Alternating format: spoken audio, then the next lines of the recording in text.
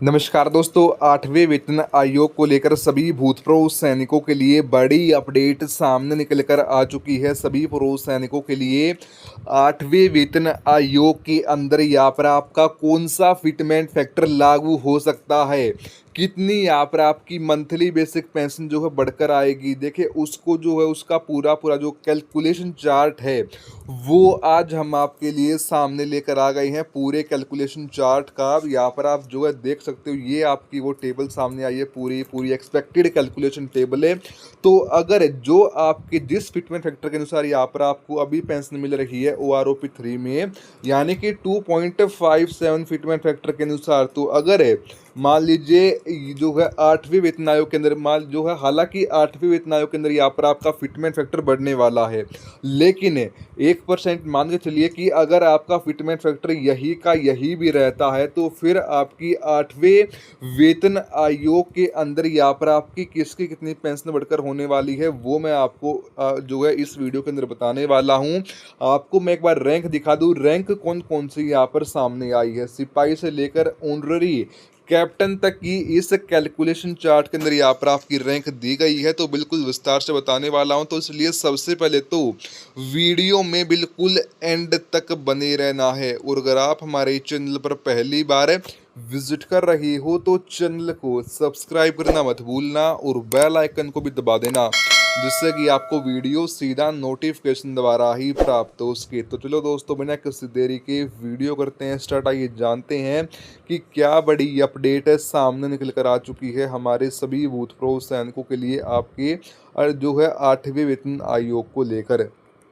सबसे पहले बात करते हैं सिपाही रैंक की। अब देखिए जितने भी हमारे पूर्व सैनिक हैं जो कि सिपाही की रैंक से रिटायर हुए हैं, तो सिपाही रैंक ने यहाँ पर मान लीजिए कवालिंग फायर सर्विस की है, मान लीजिए 19 साल यहाँ पर आपने कवालिंग फायर सर्विस की है, तो यहाँ पर जो आपके फिलहाल में मंथली बेसिक पेंशन आ रही है 21,075 रुपये यहाँ पर आपकी मंथली बेसिक पेंशन आ रही है सिपाही रैंक की।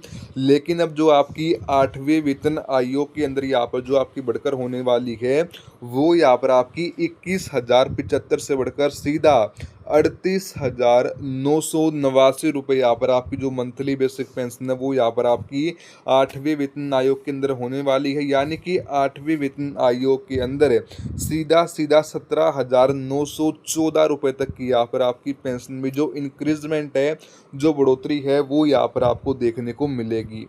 बात करते हैं यहाँ पर आपकी नायक रैंक की। अब जितने भी हमारे पूर्व सैनिक जो कि नायक की रैंक से रिटायर हुए हैं, 22 साल यहाँ पर आपने कवालिंग फायर सर्विस की है, तो यहाँ पर जो आपकी फ़िलहाल में जो मंथली बेसिक पेंशन आ रही है वो यहाँ पर आपकी आ रही है अभी 23,925 रुपये। लेकिन वही 8वें वेतन आयोग के अंदर यहाँ पर आपकी मंथली बेसिक पेंशन 23,925 से बढ़कर सीधा 44,261 रुपये यहाँ पर जो आपकी मंथली बेसिक पेंशन है वो यहाँ पर आपकी होने वाली है।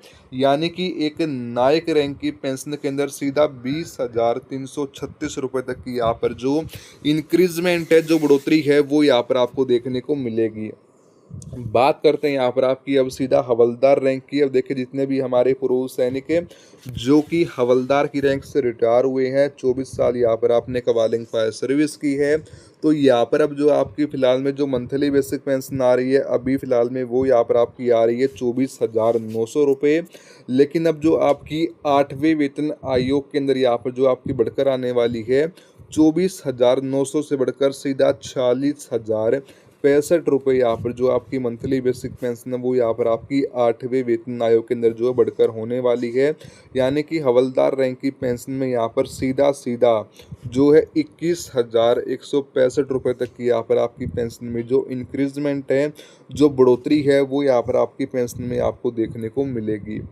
बात करते हैं यहाँ पर आपकी ऑनररी नायब सूबेदार रैंक की पेंशन की। अब जितने भी हमारे पूर्व सैनिक जो कि ऑनररी नायब सूबेदार रैंक की जो है रैंक से रिटायर हुए हैं, 24 साल मान लीजिए 26 साल यहाँ पर आपने कवालिंग फायर सर्विस की है, तो फिलहाल में जो यहाँ पर आपकी भी पेंशन आ रही है 26,050 रुपये यहाँ पर आपकी फिलहाल में मंथली बेसिक पेंशन आ रही है।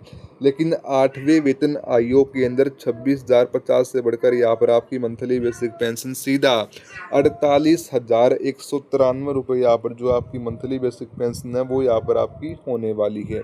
यानी कि ऑनरेरी नायब सूबेदार रैंक की पेंशन में यहाँ पर 8वें वेतन आयोग के आने से 22,143 रुपये तक की यहाँ पर जो इंक्रीजमेंट है, जो बढ़ोतरी है, वो यहाँ पर आपको देखने को मिलेगी।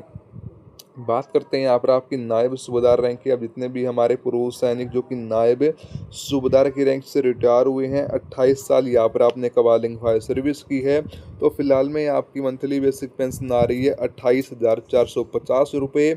लेकिन वही 8वें वेतन आयोग के अंदर यहाँ पर आपकी मंथली बेसिक पेंशन ने 28,450 से बढ़कर सीधा 52,633 रुपये यहाँ पर जो आपकी मंथली बेसिक पेंशन है वो यहाँ पर आपकी होने वाली है 8वें वेतन आयोग के अंदर।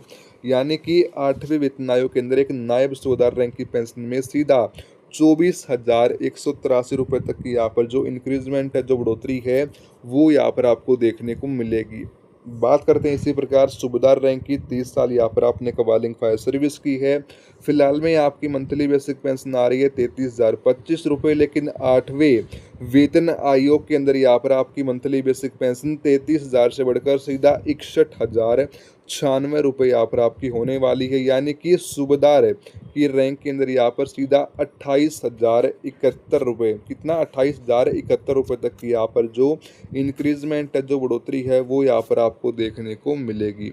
देखिए यहाँ पर जो आपकी या जो 8वें वेतन आयोग की जो आपकी पूरी जो एक्सपेक्टेड जो कैलकुलेशन टेबल थी, वो हम आपके लिए सामने लेकर आए थे कि अगर यहाँ पर आपका फिटमेंट फैक्टर सेम ही रहता है 2.57, तो उसके अंदर भी यहाँ पर आपकी 8वें वेतन आयोग के आने से कितनी आपकी पेंशन में जो इंक्रीजमेंट है, जो बढ़ोतरी है, वो यहाँ पर आपको देखने को मिलेगी।